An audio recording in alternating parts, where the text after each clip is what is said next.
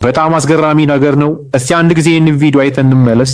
ማዳማችሁ ከቤት ስትወጣላችሁ ደስ የሚላችሁ ሰዎች ካሜራ እኮ አለ። የትም ሄደች የት ስልኳን ይዛ ነው ብትሄደው አንቺን ከማየት የሚያግዳት ነገር የለም። ታይሻለች፣ ምትበዩን ታያለች፣ ምትጠጪውን ታያለች።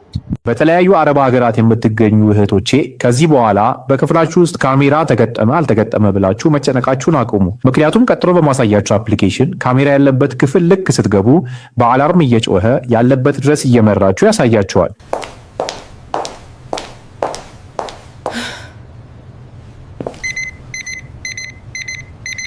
ከእናንተ የሚጠበቀው ካሜራ ፋይንደር የምትለውን ከነካችሁ በኋላ አላርሙን ኦን ማድረግ ብቻ ነው።